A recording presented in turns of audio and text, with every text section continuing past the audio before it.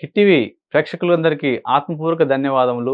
మనం గత ఎపిసోడ్‌లో ఏం తెలుసుకున్నాం ఒకసారి సవివరంగా తెలుసుకొని, ముందు అద్భుతమైన జన్మ పరంపర, కర్మ పరంపర, యోగ పరంపర, అనేక పరంపర, మన తర్వాత ఎన్నో లోకాల గురించి తెలుసుకుందాము.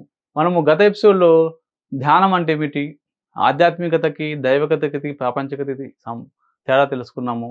ధీ+ఏ ధ్యానము అంటే అంతర్గత ప్రయాణము.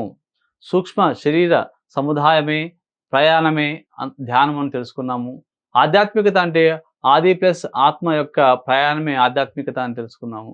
దాని తర్వాత మనం ఎందుకు ధ్యానం చేయాలంటే మనసు పరి విధాలుగా ఎన్నో ఆలోచనలు, విశ్వ పరిజ్ఞానాన్ని తెలుసుకుంటుంది కాబట్టి ఈ పంచ జ్ఞానేంద్రియాలు, పంచ కర్మేంద్రియాల ద్వారా ఎన్నో ఆలోచనలన్నిటికి కూడా చిత్తంలోకి రికార్డ్ అవుతుందని తెలుసుకున్నాము.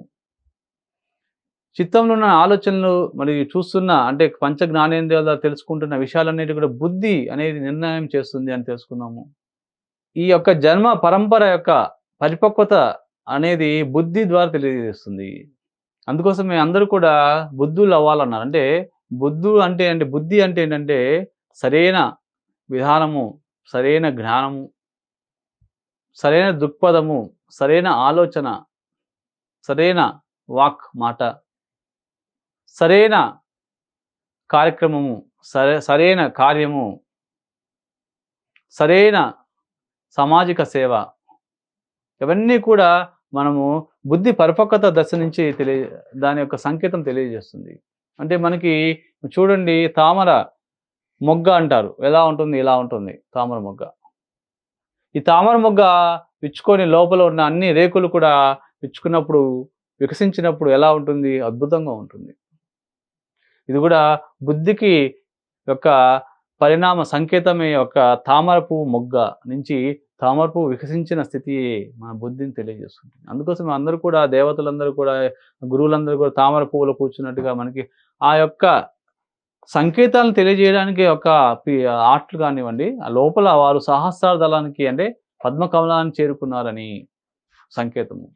ఆ చిత్రరూపాలన్నీ కూడా.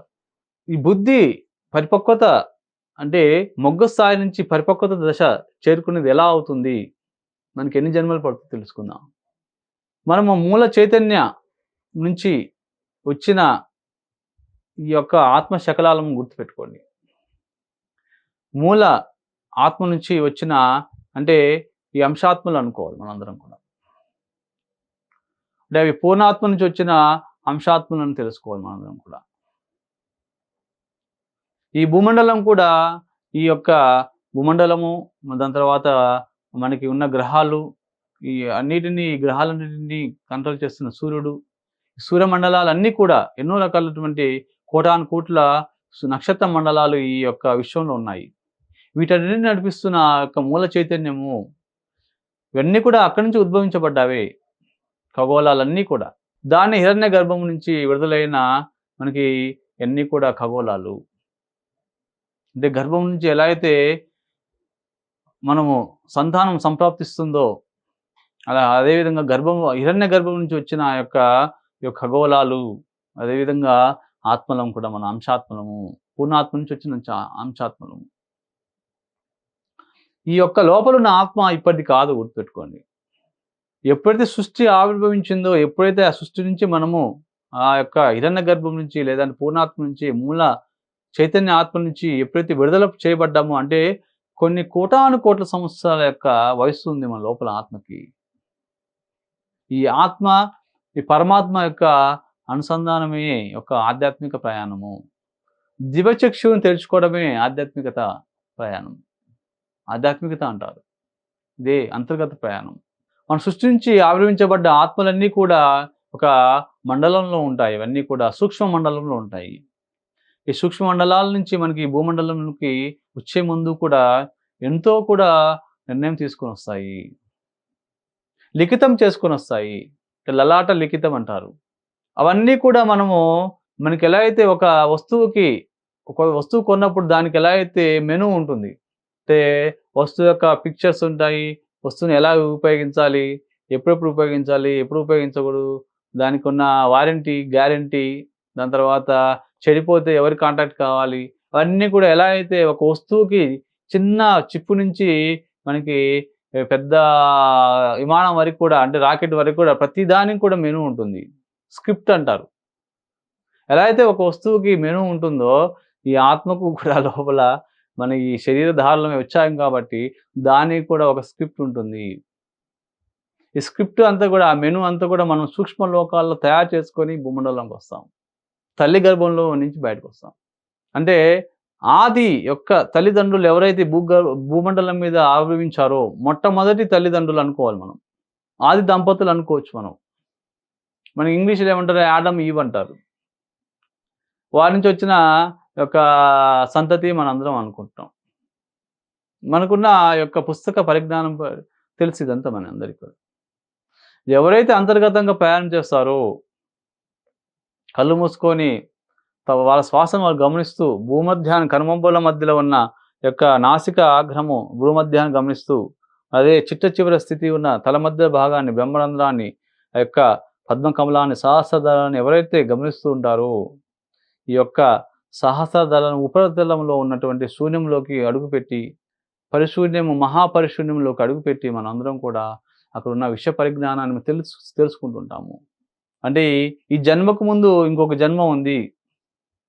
ఆ జన్మకి ఈ జన్మకి మధ్యలో ఉన్న జరిగిన చర్యలు, కర్మలు అన్నీ కూడా చూసుకుంటాము. ఆ చూసుకొని నిర్ణయించుకొని వచ్చిన ఈ జన్మని యొక్క దేహంతో కూడుకున్న జన్మ పరంపర అంటారు. ఆది దంపతులకు వచ్చిన వాళ్ళు వారి యొక్క సంతతి మనకి ఇట్లా ప్రతి యుగము కొన్ని వేల సంవత్సరాలు అలా లక్షల సంవత్సరాలు అంటారు మన పుస్తక పరిజ్ఞానం ప్రకారము. లక్షల సంవత్సరాలు ఒక్కొక్క యుగానికి, తర్వాత సత్యయుగము, తర్వాత కృతయుగము, తర్వాత త్రేతాయుగము, ద్వాపరయుగము, తర్వాత కలియుగంలో కొన్ని వందల వేల సంవత్సరాల నుంచి ఈ ఆత్మల ప్రయాణం జరుగుతూనే ఉంది. అవన్నీ కూడా మనం తెలుసుకోవాలంటే మన అంతర్గతంగా సాధన చేయాలి. ఎప్పుడు కూడా మౌనంలో అంతర్గతంగా వెళ్తూ ఏం మాట్లాడకుండా, ఏ రూపం లేకుండా, ఏ నామం లేకుండా మనము ధ్యానం చేస్తుండాలి.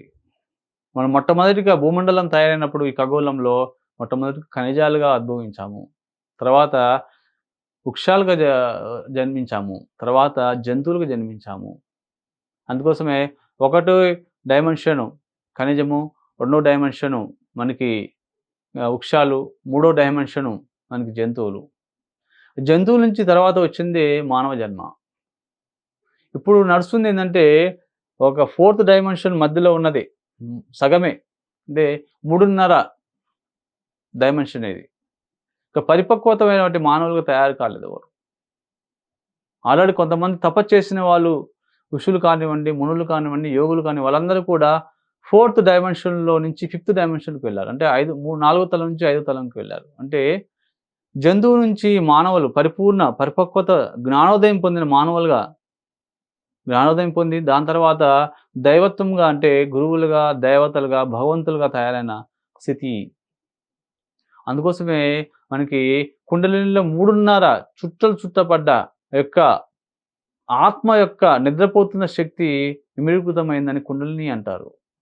అది మనం కూర్చున్న స్థితి వెన్నుముక అంచున యొక్క వెన్నుముక చిట్ట చివరన ఆ యొక్క కుండలినిలో ఉన్న 3.5 చుట్టలు చుట్టబడ్డ ఆత్మ యొక్క నిర్ధారణ శక్తి ఉంటుందక్కడ. మనము తర్వాత ఎపిసోడ్‌లో కుండలిని జాగృతం అంటే ఏమిటి? జన్మ పరంపర సెకండ్ ఎపిసోడ్ తెలుసుకుందాము. కర్మ పరంపర, యోగ పరంపర అనేక పరంపర గురించి తెలుసుకుందాము. సశేషము. కృతజ్ఞుడిని. Thank you very much.